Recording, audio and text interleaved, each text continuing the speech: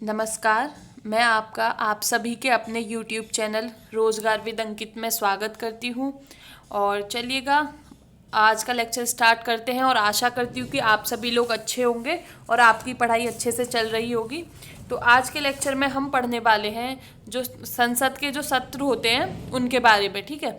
तो बिना पहले उस पे जाते हुए अब हम देखते हैं कि कल वाले जो एक वीडियो थी तो उसमें एक डाउट आ रहा था कि जो मैंने डीलिमिटेशन कमीशन, ठीक है, जो निर्वाचन आयोग, जो परिसीमन आयोग बताया था कि वो कब कब गठित हुआ है हमारे जो भारत देश में, वो 4 बार गठित हो चुका है। तो किसी को कमेंट सेक्शन में डाउट था कि वो डेट क्या क्या है। मैंने वो डेट गलत बता दी है। वो बोल रहे थे कि कुछ 967 कुछ ऐसे करके डेट थी। तो मैं आपको अभी ये वाला देखो गवर्नमेंट की साइड से दिखा रही हूँ, इलेक्शंस कमीशन ऑफ इंडिया से। और यहाँ पे देखते हैं परिसीमन आयोग, ठीक है। हम परिसीमन आयोग पहली वीडियो में पढ़ चुके हैं अच्छे से। तो अब ये देख लेते हैं कि उनको डाउट था कि भारत में परिसीमन आयोग ना 4 बार गठन हुआ है, ठीक है। तो एक तो हुआ है 1952 में, ठीक है, और एक हुआ है 1952 के अधीन। मतलब कि मैंने आपको बताया था कि ये वाला जो 1952 है, इसी का जो एक्ट आया था, जो अधिनियम आया था, परिसीमन आयोग अधिनियम, मतलब कि डीलिमिटेशन कमीशन एक्ट 1952 के तहत बना है, 1952 वाला, ठीक है। और एक बना है 1963 में परिसीमन आयोग अधिनियम 1962 के अधीन। तो मैं आपको ये बता चुकी थी कि आप यहाँ पे 1962 भी लिखा देख सकते हैं और 1963 भी। तो इस हिसाब से आपको इसमें कोई कंफ्यूजन नहीं रखना चाहिए। तो उनको ये डाउट था, वो ये बोल रहे थे कि यहाँ पे 1967 है और मैंने मतलब गलत बताया है। मैं अपना डेटा क्रॉस चेक करूँ तो मैं आपको देखिए ये क्रॉस चेक करके गवर्नमेंट की साइट से दिखा रही हूँ। तो अभी ये किसी बुक का नहीं है, ये सरकार की साइट का है। तो देखिए आपको जब भी डाउट आता है तो आपका कॉमेंट सेक्शन में मोस्ट वेलकम है और आप अपने क्वेश्चंस ऐसे ही पूछते रहिएगा जैसे इन्होंने पूछा है। और आपको तब ये लगता है ना कि जैसे मैंने कोई गलत फैक्ट बताया है और आपने कहीं से दूसरा पढ़ा है, तो आप कोशिश कीजिएगा कि आपने जिस बुक से, जिस सोर्स से पढ़ा है, तो आप एक बार कमेंट सेक्शन में वो बता दें कि मैं आपने वहां से पढ़ा है, तो ताकि मैं दोनों सोर्स से आपको चेक करके बता सकूं। अब चलिएगा, और इसके बाद में नेक्स्ट आया था 1972 अधिनियम में के तहत 1973 में, और आया था 2002 में। ये कैसे कैसे क्यों आए थे, फिर इसके बाद क्यों नहीं आए, ये सारे रीजन मैं आपको पहले वीडियो में बता चुकी हूँ। और अगर आपको वो वीडियो देखनी है तो आप दोबारा से देख सकते हैं। और देखिए ये एक कॉमन सेंस है। मैंने आपको बताया था कि ये जो परिसीमन आयोग है, ये संविधान में ये है कि हर 10 साल बाद, मतलब कि जब जनगणना होगी उसके बाद में लाना है। तो अब देखिए 1967 तो कोई हिसाब नहीं बनता कि 1967 में किस हिसाब से परिसीमन आयोग लाया जाएगा, या जनगणना 19 जैसे कि हर जनगणना के बाद में लाया जाए तो उस हिसाब से या तो 1952 हो गया, 62 हो गया, इसी हिसाब से तारीखों पे लाया जाएगा। तो आई होप कि अब आपका ये डाउट क्लियर हो गया होगा। फिर भी आपका कोई डाउट है तो प्लीज़ आप वापस से, या जिसको भी डाउट है आप कमेंट सेक्शन में पूछ सकते हैं। और कोशिश कीजिएगा कि आप अपने डाउट ना कमेंट सेक्शन में, जैसे कि आज आपको ये वीडियो मिलेगी, ठीक है, तो आप अगले दिन तक सुबह 6 या 7 बजे से पहले अपने डाउट कमेंट सेक्शन में पूछ लें, ताकि नेक्स्ट वीडियो को बनने से पहले आपके वो डाउट उस वीडियो में ले लिए जाएं। और एक और डाउट था कि जो लोकसभा है, मैंने आपको वो पूछ रहे थे कि इस समय लोकसभा में जो संख्या है वो 543 है या 545 है। क्योंकि ये डाउट इसलिए आ रहा है कि जो 2 नॉमिनेटेड सदस्य होते हैं, ठीक है, जिनको मनोनीत किया जाता है राष्ट्रपति के द्वारा, एंग्लो इंडियंस, तो उनका रिजर्वेशन इस 2020 से जो अब उनको नॉमिनेटेड नहीं किया जाएगा वो समाप्त कर दिया गया है 104 संविधान संशोधन अधिनियम के तहत। तो देखिए अब वो 2 सीटें समाप्त कर दी, तो अब ये सीधी बात है कि 543 सीटें ही बचेंगी जब तक कि कोई और सरकार या कोई नया नियम कुछ नहीं लाती है। तो इस प्रकार से अब जो वर्तमान में सीट्स रहेंगी वो 543 रहेंगी। मे बी ये फ्यूचर में कभी चेंज हो सकती हैं, तो आप उस हिसाब से इसको अपडेट करते रहिएगा, ठीक है। जो करंट अफेयर के जो क्वेश्चंस होते हैं वो आपको पॉलिटी के साथ साथ में करंट अफेयर के हिसाब से भी चीज़ें चेंज करती रहनी चाहिए। क्योंकि मैंने आपको कुछ बता दिया और आप जब ये वीडियो दोबारा देख रहे हो लेट थोड़ा, तो वो आपकी वो चीज़ें, वो नाम, वो डेटा, वो फैक्ट थोड़ा सा चेंज हो सकता है, पर जो बेसिक कॉन्सेप्ट है वो सेम रहने वाला है। तो अब चलिएगा, अब आगे बढ़ते हैं। और आज का लेक्चर नंबर है हमारा 21। और ये टॉपिक है सेशन ऑफ पार्लियामेंट, मतलब कि संसद के सत्र। इसमें क्या है कि हमारी पार्लियामेंट कब कब बैठती है, कि क्या क्या होता है। तो अब यही स्टार्ट करते हैं और मैं आपको कोशिश करूंगी कि ये सिंपल से सिंपल भाषा में आपको ये एक्सप्लेन कर सकूं। तो देखिए, पहले को एक को बोला जाता है समन, ठीक है, किसी को समन करना। समन का मतलब है, ये इंग्लिश का शब्द समन करना, इसका मतलब है किसी को ना उपस्थित होने का आदेश देना। आपने ये भी बहुत पढ़ा होगा न्यूज़पेपर में कि कोर्ट ने, सुप्रीम कोर्ट ने आज उसको समन किया, उसको समन किया। तो ये एक होता है किसी को आदेश देना कि उसके सामने उपस्थित होना है, तो इसको कहा जाता है आहूत करना, ठीक है, आहूत करना। इसका मतलब क्या है कि जब कोई संसद के ना हर सदन को राष्ट्रपति समय समय पर समन जारी करते रहते हैं, मतलब कि हर सदन को राष्ट्रपति समय समय पर समन जारी करते हैं और बोलते हैं कि आप आइएगा, उपस्थित होइएगा, अपने एमपी को लेकर और मिलिएगा। तो ये देखिए, अब क्या है कि संसद के ना अब सत्र होते हैं, ठीक है। सत्र मतलब कि जैसे कि बजट सेशन हो गया, बजट सत्र हो गया, मानसून सत्र हो गया, शीतकालीन सत्र हो गया। मतलब कि इन टाइम पे, इन सेशन में, इनके इस टाइम पे संसद मिलती है। तो जो हमें बताया गया है, जो हम ये लिखा गया है कि जो संसद के जो 2 सत्र होते हैं, कि मतलब कि एक सेशन ये हो गया, एक सेशन ये हो गया, एक सेशन ये हो गया। तो संसद के 2 सत्रों के बीच में 6 महीने से ज़्यादा का अंतर नहीं होना चाहिए।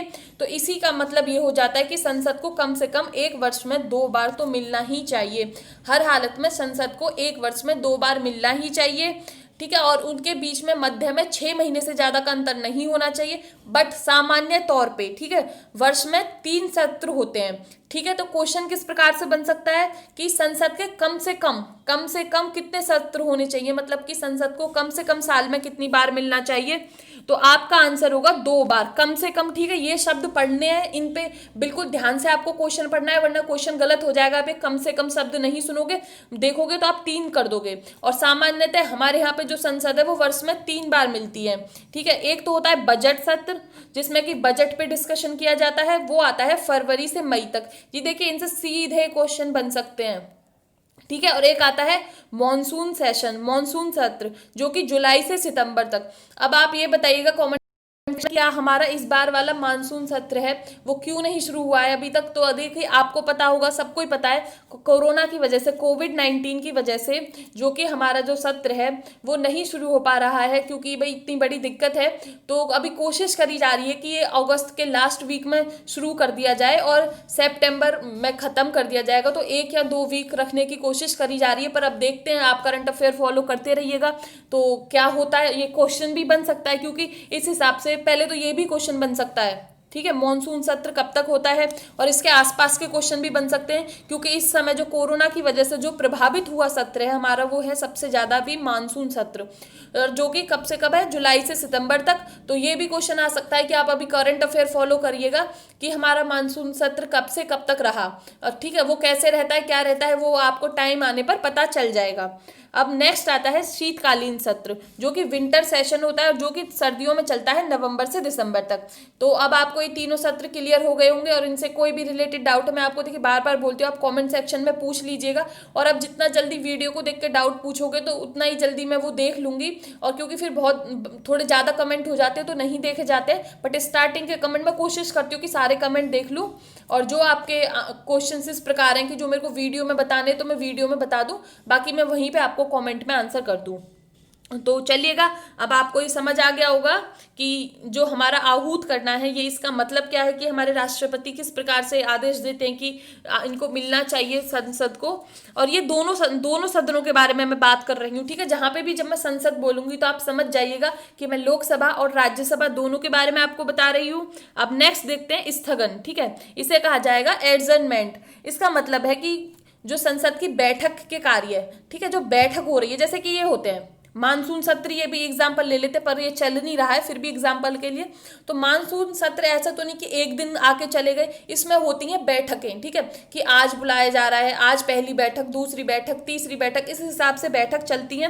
तो इस स्थगन का मतलब क्या है कि बैठक के कार्य को कुछ निश्चित समय, जो कि कुछ घंटे, दिन या सप्ताह हो सकता है, उसे निलंबित किया जाता है। और ये कौन करता है, कुछ घंटों के लिए। कि देखिए, अब ये होता है ना, जैसे कि संसद में किसी टॉपिक पे बहस चल रही है, तो जो वहाँ का पीठासन अधिकारी होता है, पीठासन अधिकारी मतलब प्रिसाइडिंग ऑफिसर इंग्लिश में कहेंगे, जो कि लोकसभा में तो हो जाएगा स्पीकर और राज्यसभा में हमारे चेयरमैन। ये सब हम बहुत अच्छे से पढ़ चुके हैं। तो जब भी मैं आपको पीठासन अधिकारी बोलूँ तो आप लोकसभा के जो तो स्पीकर और राज्यसभा के चेयरमैन, आप इस हिसाब से समझ जाइएगा। तो बैठक के जो कार्य होते हैं उन्हें कुछ निश्चित और घंटों के लिए जो समाप्त कर देते हैं वो होते हैं पीठासन अधिकारी द्वारा, ठीक है। और चलिएगा, और ये इससे क्या होता है ना कि अगर कोई संसद में विधेयक है, ठीक है, और या कोई विचाराधीन काम है तो उस पर कोई असर नहीं पड़ता है, क्योंकि वो काम दोबारा अगली बैठक में शुरू हो जाएगा।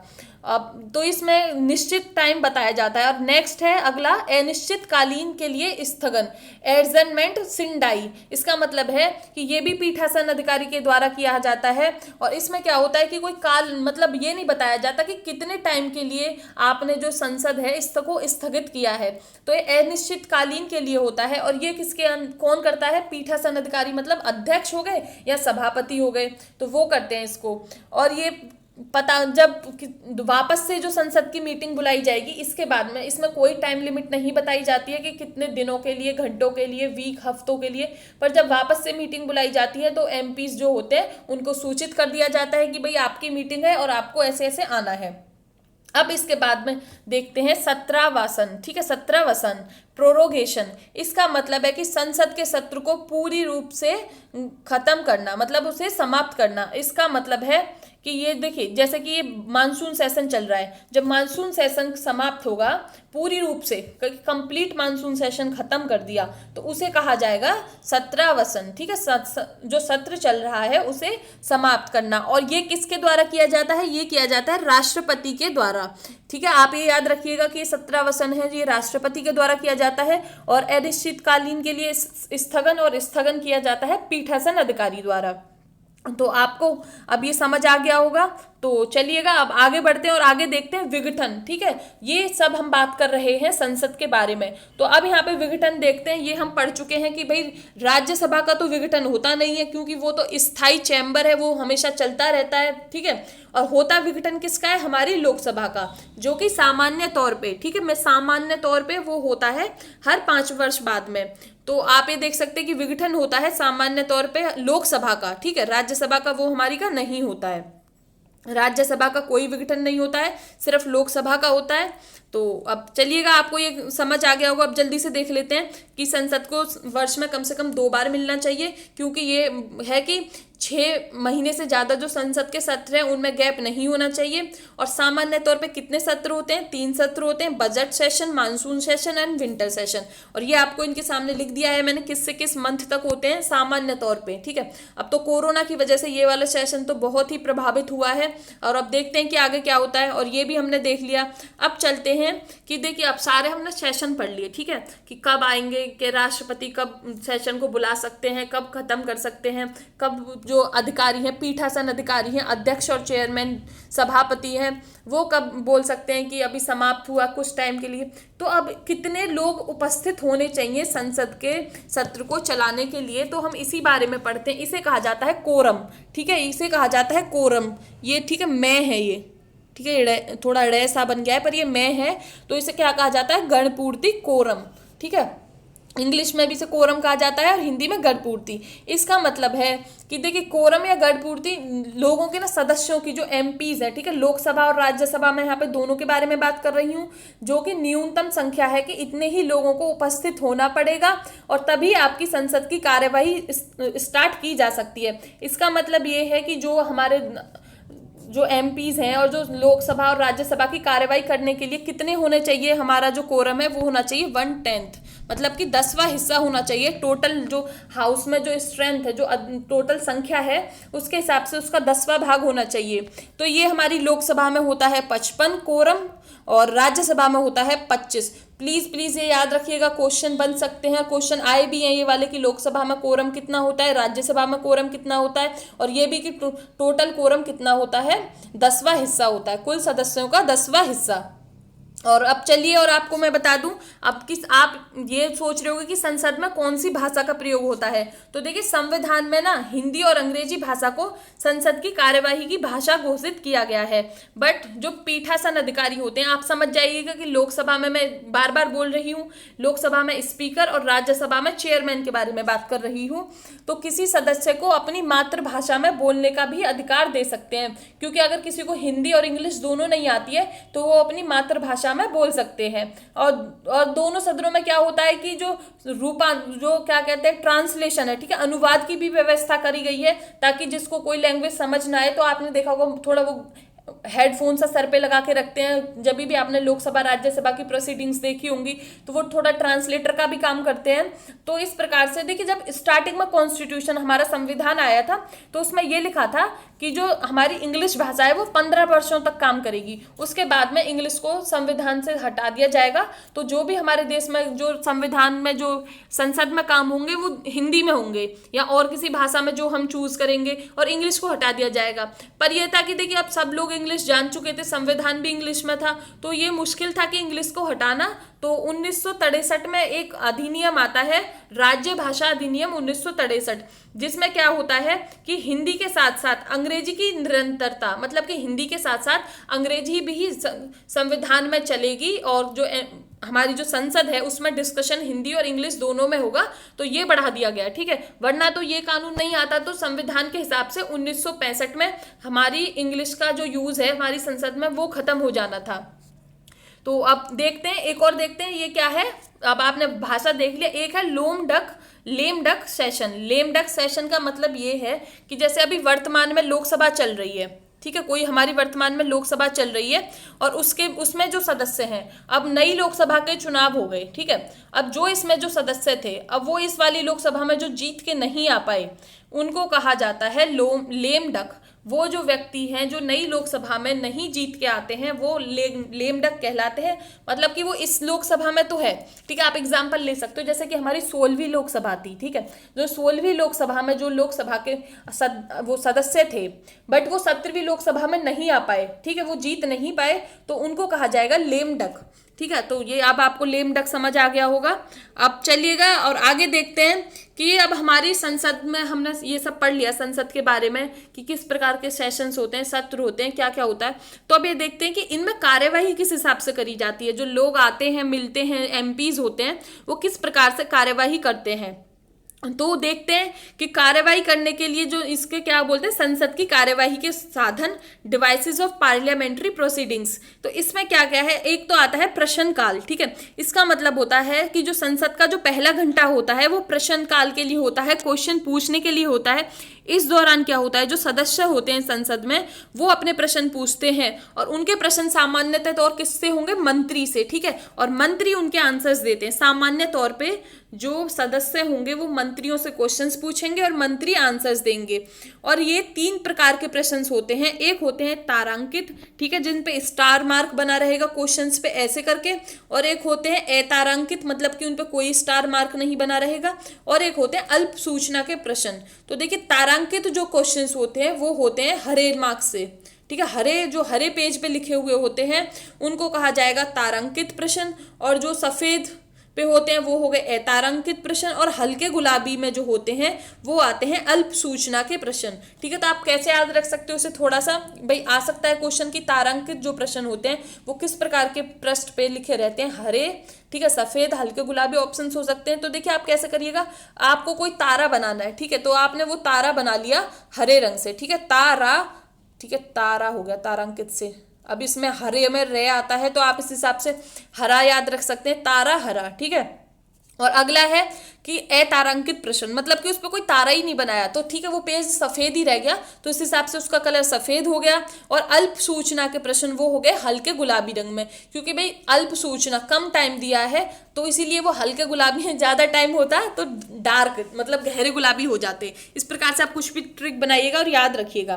तो अब ये देखते हैं कि तारांकित क्वेश्चंस में क्या होता है, इसमें पूछे जाते हैं, इसमें जो मौखिक उत्तर दिए जाते हैं, ठीक है, तो मौखिक उत्तर दिए जाते हैं और इसके इसके बाद में मतलब कि मैं मुंह से बोल के आपको आंसर्स देंगे एमपीज और जो मिनिस्टर्स हैं, और इसमें क्या होता है कि पूरक प्रश्न भी पूछे जा सकते हैं। पूरक प्रश्न का मतलब है सप्लीमेंट्री क्वेश्चंस भी पूछे जा सकते हैं। अभी मैं आपको ये बताती हूँ, पहले आप ए तारांकित देखिएगा। ए तारांकित में क्या है कि इसमें लिखित उत्तर दिए जाते हैं और इसमें जो पूरक प्रश्न नहीं पूछे जा सकते हैं, ठीक है, पूरक प्रश्न नहीं पूछे जा सकते। इन दोनों का मतलब ये हो गया कि आप ऐसे समझिएगा, जब आपका स्कूल में मौखिक वाइवा होता है, ठीक है, तो आपसे वाइवा में आप और भी आंसर्स, आपसे क्वेश्चंस आंसर पूछे जा सकते हैं, क्योंकि वो सामने मुंह से बोल के पूछ रहे हैं। और अतारांकित में क्या होता है कि आपको जैसे एग्जाम में आपका पेपर आ गया, आप बोर्ड का पेपर दे रहे हो, कुछ भी दे रहे हो, जैसे कि आप कोई कॉम्पिटिटिव एग्जाम का, आप एसआई का पेपर देने जाते हो, तो जो आपके पेपर में क्वेश्चंस आ गए आप उन्हीं को आंसर्स दोगे। आपको कोई वहां पे मुंह से बोल के, ठीक है, मौखिक क्वेश्चंस नहीं पूछने वाला है। तो आपको कुछ समझ आ गया होगा। अब नेक्स्ट देखते हैं अल्प सूचना के प्रश्न।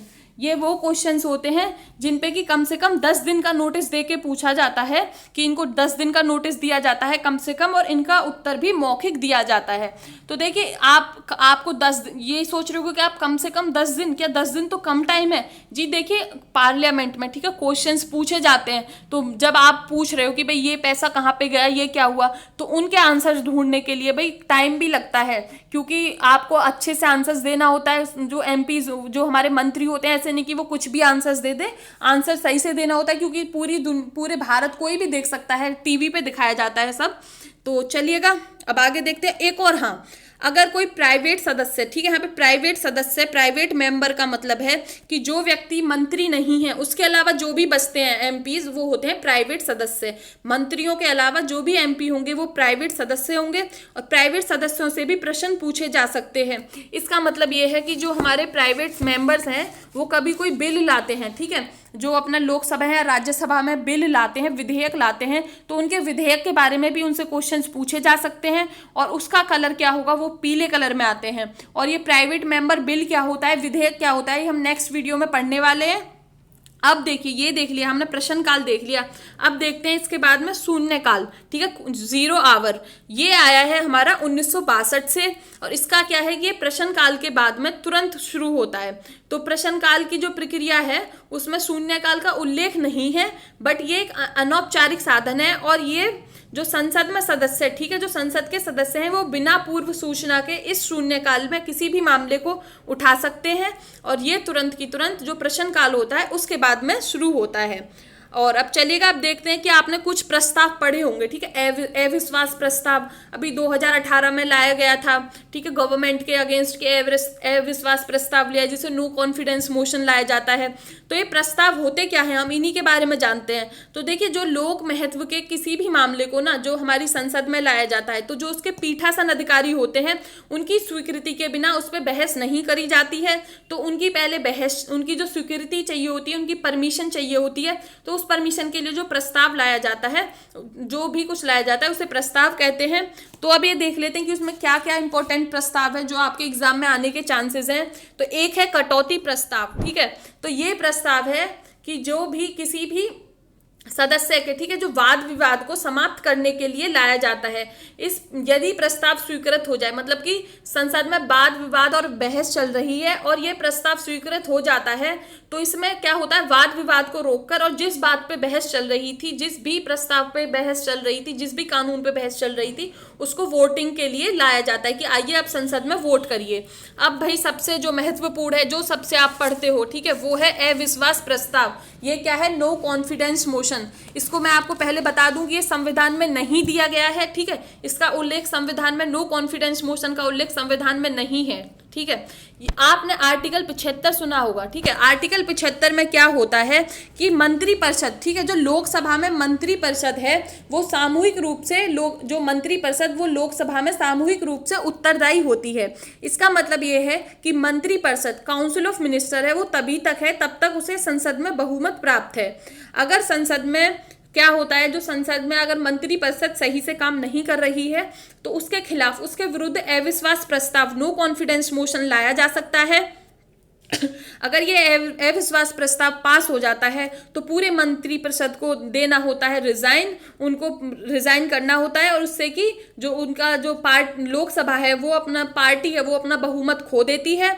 और ये देखिए अविश्वास प्रस्ताव लाने के लिए कम से कम पहले 50 सदस्यों का समर्थन जरूरी है। ये इंपॉर्टेंट क्वेश्चन है, ठीक है, सबसे इंपॉर्टेंट चीज है जो अभी तक हम पढ़ रहे हैं। और इसे सिर्फ लोकसभा में ही लाया जा सकता है, राज्यसभा में नहीं लाया जा सकता है, ये भी आप याद रखिएगा। और मैं आपको थोड़ा सा बता दूं कि हम अब पहला अविश्वास प्रस्ताव कब लाया गया था। तो पहला अविश्वास प्रस्ताव नो कॉन्फिडेंस मोशन लाया गया था अगस्त 1963 में, जो कि प्रधानमंत्री जवाहरलाल नेहरू जी के खिलाफ लाया गया था आचार्य JB कृपलानी के द्वारा, ठीक है। तो उस टाइम पे जब अविश्वास प्रस्ताव आया था तो उस अविश्वास प्रस्ताव को मिले थे 62 वोट, ठीक है, जो कि उसके फेवर में थे, और 347 वोट थे वो नेहरू जी को मिले थे। तो इस प्रकार वो अविश्वास प्रस्ताव पास नहीं हो पाया था। और अब तक सबसे ज्यादा बार कौन से ऐसे प्रधानमंत्री हैं जिनके खिलाफ अविश्वास प्रस्ताव लाया गया है, तो उनका नाम है इंदिरा गांधी। उनके खिलाफ लगभग 15 बार अविश्वास प्रस्ताव लाया जा चुका है, जो कि सबसे ज्यादा हाईएस्ट नंबर है, ठीक है। और पहली ऐसी कौन सी सरकार थी जिसके खिलाफ अविश्वास प्रस्ताव लाया गया था और जिसने कि अपनी मेजोरिटी खोई थी? ये लाया गया था मोरारजी देसाई की सरकार के खिलाफ, जिसने कि 1978 में अविश्वास प्रस्ताव पास होने की वजह से अपनी मेजोरिटी खोई थी। और आपको भी पता होगा कि 1999 में अटल बिहारी वाजपेयी जी की सरकार के खिलाफ भी एक अविश्वास प्रस्ताव हुआ था, और जिसमें कि 1999 में उन्हें रिजाइन करना पड़ा था, और वो अविश्वास प्रस्ताव सिर्फ एक वोट से हारे थे, ठीक है। वो अविश्वास प्रस्ताव एक वोट से हारे थे और इस वजह से उन्हें रिजाइन करना पड़ा था। तो अब आपको यह अविश्वास प्रस्ताव क्लियर हो गया होगा। और अब देख लेते हैं, एक और आता है निंदा प्रस्ताव, ठीक है। निंदा प्रस्ताव ये अविश्वास प्रस्ताव से थोड़ा अलग है। इसका मतलब है कि जो कोई ये तो देखिए पूरे मंत्रिमंडल के खिलाफ लाया जाता है अविश्वास प्रस्ताव, और निंदा प्रस्ताव जो होता है किसी एक मंत्री के खिलाफ भी लाया जा सकता है, या मंत्रियों के पूरे समूह के खिलाफ भी लाया जा सकता है, ठीक है। एक मंत्रियों के समूह या मंत्रिपरिषद के खिलाफ लाया जा सकता है निंदा प्रस्ताव। और इसमें क्या होता है कि ये मंत्रिपरिषद की कुछ नीतियां पसंद नहीं है, उनके लिए लाया जाता है, और ये लोकसभा में पारित अगर ये पास हो जाए तो इसका मतलब ये नहीं है कि मंत्रिपरिषद को रिजाइन देना पड़ेगा, त्याग पत्र देना पड़ेगा, बट अविश्वास प्रस्ताव को पास होने पर त्याग पत्र देना पड़ता है। तो अब आपको निंदा प्रस्ताव और अविश्वास प्रस्ताव में थोड़ा क्लियर हो गया होगा। अब एक और आता है धन्यवाद प्रस्ताव, जिसे कहा जाता है मोशन ऑफ थैंक्स। ये क्या होता है, देखिए जब प्रत्येक आम चुनाव के पहले एक सत्र जो आम चुनाव हो गया, ठीक है, नई गवर्नमेंट आ गई, ठीक है। तो जैसे कि अभी 2019 में चुनाव जीत के जो सरकार आई, कोई भी जैसे कभी भी नई सरकार आती है लोकसभा की, तो उसकी जो पहली मीटिंग होती है तो उसमें राष्ट्रपति जी उसको संबोधित करते हैं, और वित्तीय वर्ष के पहले सत्र को भी राष्ट्रपति जी संबोधित करते हैं। और ये वित्तीय वर्ष, ठीक है, हाँ, वित्तीय वर्ष इसी से कहा जाता है फिस्कल ईयर और फाइनेंशियल ईयर, जो कि कब से कब तक आती है अगर आपको पता है तो आप कमेंट सेक्शन में बताइएगा। ये देखिए अब हमारी चलने वाली है 1 अप्रैल 2020 से शुरू हुई है और ये चलेगी 31 मार्च 2021 तक, ठीक है। वापस से सुनिएगा, 1 अप्रैल 2020 से 31 मार्च 2021 तक। और कोई डाउट है तो आप कमेंट सेक्शन में पूछ लीजिएगा। और देखिए ये वाला जो तरीका है ये कहाँ से लिया गया है, ये ब्रिटेन से लिया गया है, और इस पे दोनों सदनों में चर्चा होती है और इसे धन्यवाद प्रस्ताव भी कहा जाता है। इस प्रस्ताव का सदन में पारित होना आवश्यक है, नहीं तो इसका तात्पर्य ये है कि जो सरकार का पराजित होना, जो कि नई सरकार जीत के आई है, या जब भी बजट सेशन शुरू होता है तो उस जो वित्तीय वर्ष के पहले सत्र में राष्ट्रपति संबोधित करते हैं, ठीक है। तो अगर ये प्रस्ताव पारित नहीं होता है तो इसका तात्पर्य है कि सरकार हो गई है पराजित, और राष्ट्रपति का जो ये काम है ये लोगों को अवसर देता है, ठीक है, कि वो वाद विवाद के मुद्दे उठाएं और सरकार में कमियां निकालें। और इसमें धन्यवाद प्रस्ताव में क्या करते हैं, राष्ट्रपति जी एक हल्का सा खाका दिखाते हैं कि इस सरकार ने पहले क्या किया है और आने वाले ये टाइम सरकार में क्या करने वाली है। बेसिकली जो सरकार होती है राष्ट्रपति जी को अपना पुराने सालों का काम दिखाती है और आने वाले सालों में वो क्या काम करने वाले हैं ये बताती हैं। तो आई होप कि आपको ये थोड़ा समझ आया होगा। और आपने एक और देखा होगा कि एक और अल्पकालिक चर्चा चलती है, हमारे जो सेशंस हैं, जो पार्लियामेंट है, उसमें क्या होता है, इसे 2 घंटे की चर्चा भी कहा जाता है। जो अल्पकालिक चर्चा होती है इसे 2 घंटे की चर्चा क्या कहा जाता है, क्योंकि इस तरह की चर्चा के लिए 2 घंटे का समय दिया जाता है। ठीक है, 2 घंटे से अधिक समय हमारी संसद में नहीं लगना चाहिए अल्पकालिक चर्चा के लिए। और अध्यक्ष, ठीक है, एक हफ्ते में इस बहस के लिए 3 दिन उपलब्ध करा सकता है अल्पकालिक चर्चा के लिए। ठीक है, तो ऐसे इस प्रकार आपका ये थोड़ा बेसिक क्लियर हुआ होगा। और ये देखिए, आप ये वीडियो देखते हो और अगर आपको और हाई लेवल का पढ़ना है, इस वीडियो को देख के आपका बेसिक मेरे को उम्मीद है कि क्लियर हो जाएगा। और जब और आप हाई लेवल का पढ़ना चाहते हो तो आप किसी भी बुक को उठाओगे तो वो बुक आपको समझने में थोड़ी आसानी रहेगी। और आप, मेरे को भी एक है कि आपको क्या किसी को कमेंट सेक्शन में ये डाउट अभी तक नहीं आया है, मैं भी वेट कर रही थी कि इस प्रकार का डाउट आपको किसी को नहीं आया। पहले तो आप कमेंट, अगर आपको है डाउट, नहीं है आपको पता है सबको, तो फिर बताने का कोई है नहीं। अगर आपको नहीं पता है तो आप कमेंट सेक्शन में पूछ सकते हैं कि देखिए, आपको ये तो डाउट आया होगा कि कोई व्यक्ति वो लोकसभा का भी एमपी बन जाए और साथ साथ में राज्यसभा का भी एमपी बन जाए, तो क्या वो दोनों का एमपी रहेगा या उसकी सीट चली जाएगी? कि अगर कोई व्यक्ति, ठीक है, स्टेट लेजिस्लेटिव असेंबली मतलब कि विधानसभा में भी चुन जाए और वो लोकसभा में भी जाके चुन जाए, तो उसकी किधर की सीट रह जाएगी, किधर की सीट खाली होगी या रह जाएगी? अगर आपको पता है तो आप कमेंट सेक्शन में बताइएगा। और नेक्स्ट वीडियो में मैं इसी से अपनी वीडियो स्टार्ट करूंगी। आपका कोई कमेंट सेक्शन में आंसर होगा तो वो क्वेश्चन होगा, उसका आंसर मैं दूंगी। और धन्यवाद यहाँ तक वीडियो देखने के लिए। और आपको पीडीएफ है रोजगार विद अंकित के टेलीग्राम चैनल में मिल जाएगी। अगर आप नए हो तो टेलीग्राम चैनल से जुड़ सकते हो और हमारे चैनल को सब्सक्राइब कीजिएगा। और देखिए, बेल आइकन जरूर दबाइएगा, इसी से आपको ना नोटिफिकेशन मिलते हैं। और अगर आपको वीडियो पसंद आती है तो कृपया करके आप लाइक कर दीजिएगा। देखिए, आपको लाइक ही करना है, बट इससे मेरे को मोटिवेशन मिल जाता है कि मैं वीडियो सही बना रही हूँ कि नहीं और मेरे को क्या अच्छा करना है। आप अपने सुझाव कमेंट सेक्शन में दीजिएगा। और धन्यवाद, आपका दिन अच्छा हो।